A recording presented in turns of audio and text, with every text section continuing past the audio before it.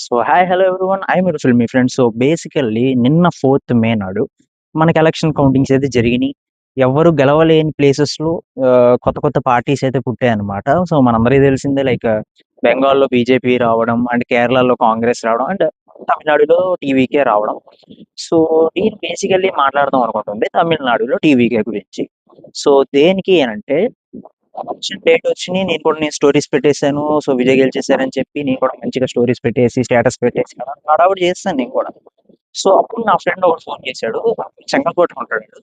So వాడు నాకు phone చేసి, "ఏంట్రా నీకు పవన్ కళ్యాణ్ అంటే చాలా ఇష్టం గదా!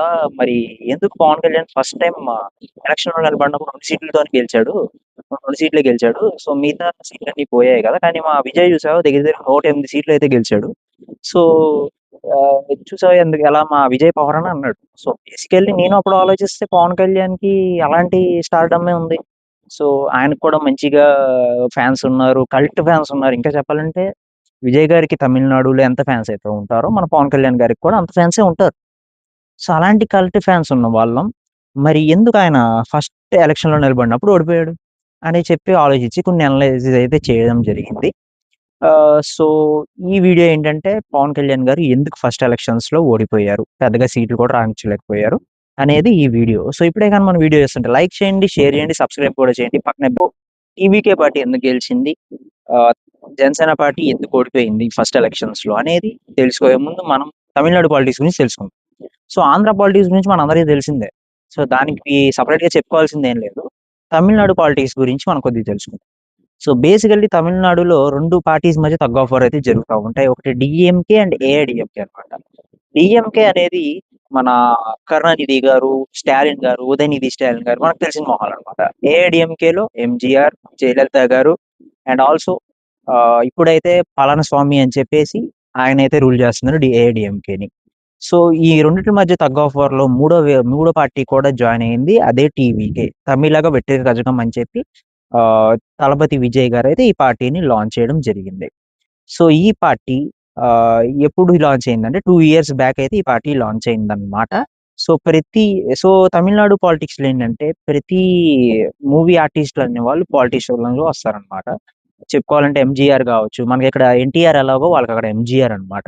అండ్ జయలలిత గారు బిఫోర్ పాలిటిక్స్ ఆవిడ కూడా మూవీస్‌లో చేసున్నారు. అండ్ కరుణానిధి గారైతే ఆయనైతే రైటర్ అన్నమాట. మూవీస్‌లోకి రాకముందు ఆయన ఒక రైటర్. సో, ఎప్పుడు మూవీ స్టార్స్ అనేవాళ్ళు ఈ పాలిటిక్స్‌లోకైతే వస్తారు తమిళనాడు నుంచి. కానీ అందరూ సక్సెస్ అవుతారా అంటే లేదు.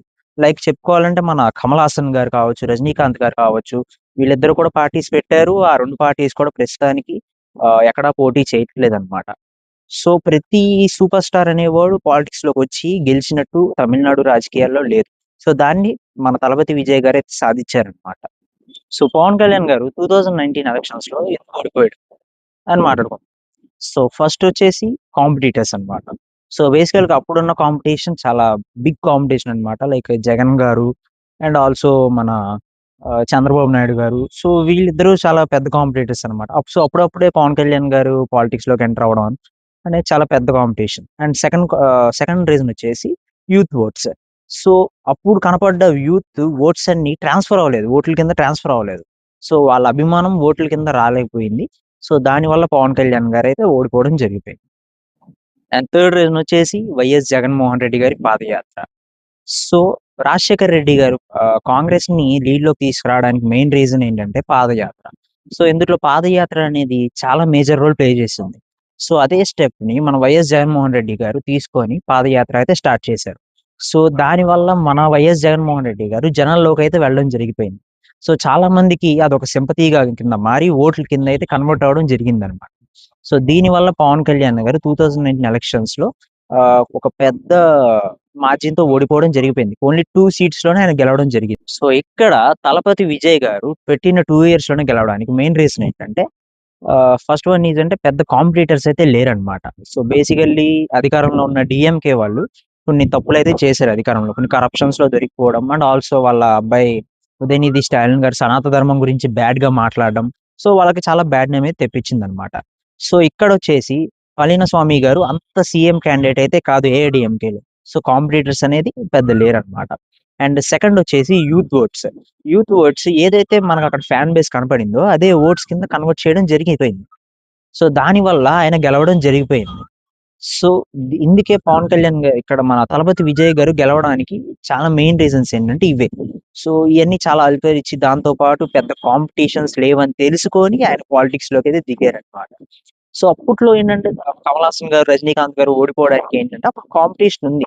సో అందరికి డిఎంకేకి ఛాన్స్ ఇద్దాం, స్టాలిన్ ఎలా చేస్తారో చూద్దాము అని చెప్పి చాలా మంది అప్పట్లో తమిళ రాష్ట్రం పీపుల్ ఏమనుకున్నారంటే స్టాలిన్ కి కొద్దిగా ఛాన్స్ ఇద్దాం అని చెప్పి అనుకున్నారు. దానివల్ల అప్పట్లో వాళ్ళిద్దరూ అయితే పెద్ద గెలవలేకపోయారు. ఈవెన్ చెప్పాలంటే పాలిటిక్స్ లోకి రజనీకాంత్ గారు అయితే అసలు పార్టిసిపేట్ చేయలేదు, నామినేషన్ అయితే వేయలేదు.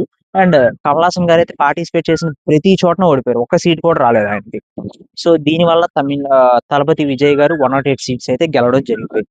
సో బట్ ఇంకా ఆయన సీఎం క్యాండిడేట్ అయితే కాదు.